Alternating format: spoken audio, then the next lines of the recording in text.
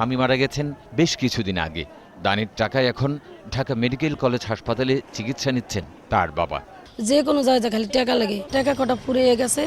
এখন আমি তো বাসায়ও যাইতে পারি না, কথা নিয়ে বাপের এই জায়গায় রাখছি।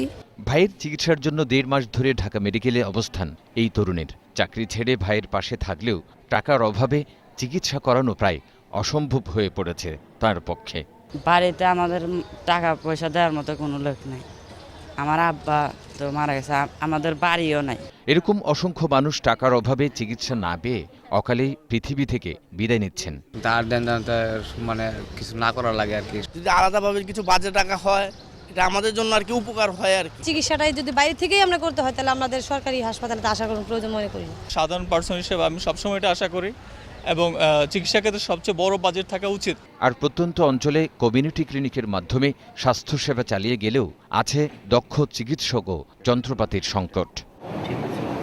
তাই স্বাস্থ্য খাতের উন্নয়নে বাজেটে বরাদ্দ বাড়ানোর দাবি বিশেষজ্ঞদের। সেই সঙ্গে দুর্নীতি অপচয় রোধে সচেতনতা বাড়ানো ও বিশেষ ক্ষেত্রে হেলথ কার্ড চালুর দাবি জানিয়েছেন তারা। সুস্থ জাতি যদি তৈরি হয়, তাহলে ভবিষ্যৎ দেশের জন্য নেতৃত্বই বা কে দেবে, বা দেশটা ভালো করার জন্য যা দরকার তারাই কে করবে।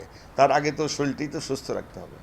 সুতরাং এখানে আমি তো মনে করি যে স্বাস্থ্য বাজেট অবশ্যই বাড়ানো উচিত। টোটাল ন্যাশনাল বাজেটের অ্যাটলিস্ট 4 to 6% হওয়া উচিত, যেটা স্বাস্থ্য খাতের জন্য। আমরা কি শুধু শিশুর পেছনে বিনিয়োগ করব? আমরা কি শুধু রিপ্রোডাক্টিভ হেলথে ব্যবহার করব? না, আমাদের কিন্তু এখানেও যারা পাচ্ছে না স্বাস্থ্যসেবা, তাদের কাছে যেতে হবে। তবে আসছে বাজেটে স্বাস্থ্য খাতকে গুরুত্ব দেওয়া হচ্ছে বলে জানালেন পরিকল্পনা কমিশনের এই সদস্য। স্বাস্থ্য খাত ব্যাপক বরাদ্দ বাড়বে, কমিউনিটি সেন্টারগুলো আরও আমরা সক্রিয় করব, আরও ওষুধপত্র সাপ্লাইয়ের আমরা ব্যবস্থা করব। স্বাস্থ্য খাতের সামগ্রিক ব্যয়ের 23.09% পূরণ হয় বাজেটের মাধ্যমে, আর বাকি 2/3 আসে জনগণের অর্থায়নে। তৌহিদুর রহমান, 21 টেলিভিশন, ঢাকা।